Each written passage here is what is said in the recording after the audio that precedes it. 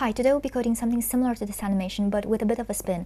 So we start from this color scheme and we get its length. So this is going to be n, the number of colors. And then we have a loop where we decrement n, and we create some layer elements. And in a style attribute, we set an index, which is the current value of n at that step.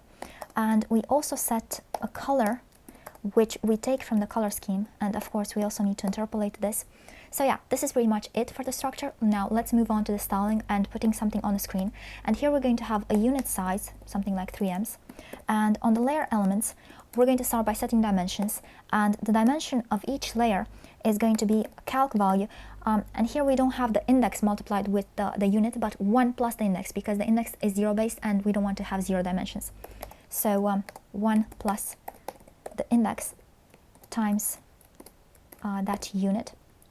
Okay, so then we have the width set to this dimension, and we set the height to the exact same thing. So this is going to be the height, and then we set the background to current color.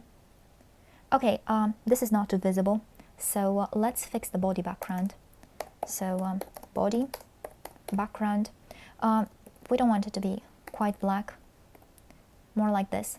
And since we're here, let's also set display grid, and let's make all of these overlap. So this is going to be grid area. They're all on the first row and on the first column, so they're one on top of the other. And let's also place self center, so they're in the middle both vertically and horizontally. And vertically we're not really seeing it because we need to first get rid of the margin so we don't have a scroll bar, and then make the height full viewport height. And now we can collapse the body.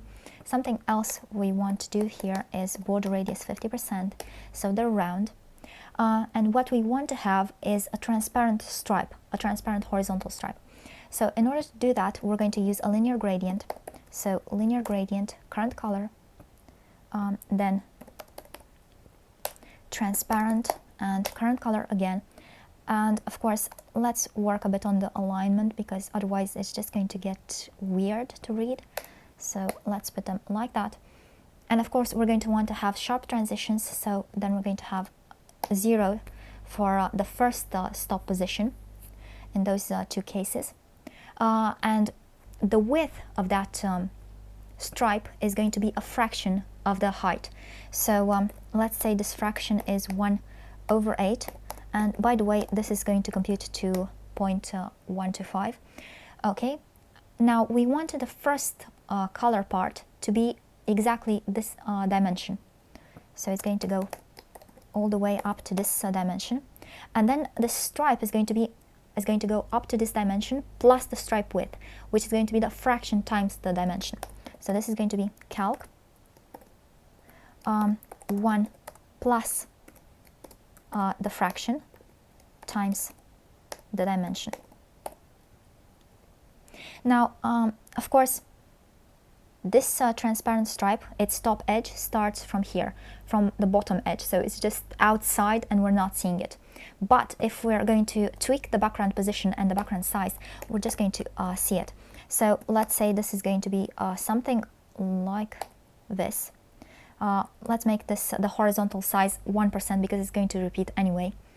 Okay, so, and this other one is going to be twice this, because it's going to be the color like this, that fraction stripe, and again full height of the color, so twice the full dimension plus the fraction. So that's going to be 2 plus the fraction times 100%, the height of the element.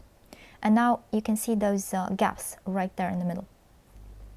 But we don't want them in the middle. We want them to come from right above the top edge to underneath the bottom edge. So they're going to be right above the top edge when we attach this big background to the bottom. So that's going to mean attached to that. Now, let me show you something. If we attach it to 90%, you're going to see a bit of it there at the top. So even more so if it's like 95%, it's going to go a bit higher. See, 98, 99, and 100. And if it's going to be something like 1%, you're just going to see it there. So let's increase this a bit, 5%. So basically we need to go with the background position, the vertical one, from 100% to 0. So let's also set an animation duration here, 1 second, right? And here we're going to set keyframes, move to background position 0, 0, vertically as well. And now we're going to have animation, move, infinite, and this should do it. We should have an animation. Yeah, it looks nice. Let's ease out the easing. And I said something putting a bit of a spin on it. So we're going to have this wave from top to bottom, and then we're going to want to have this wave from an angle somewhere there, let's say 135 degrees, and then we're going to rotate by 135 degrees more, and we're going to have the wave that way, and so on.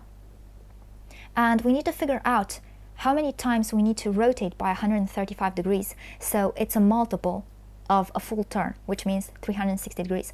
So for that, we're going to need to compute the least common multiple of 135 and 360.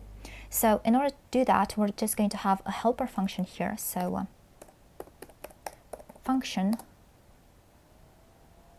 greatest common divisor.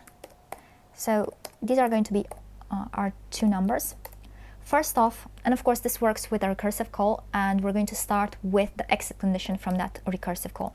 So if the minimum between the two, so if this minimum is 0, then our result is going to be the other one. So if one of them is 0, the result is going to be the other one. Return maximum between A and B. Okay, otherwise we're going to have a recursive call where first off we get the maximum modulo the minimum, and then we get the minimum. Okay, now for the least common multiple, oh, I can't type.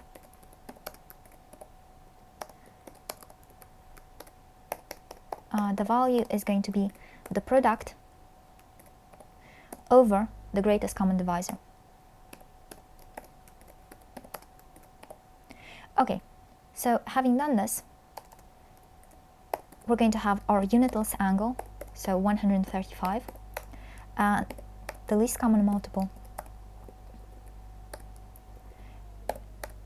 is going to be between this unit angle and 360, right? And then we're going to have two multipliers. So the first one is going to be the least common multiple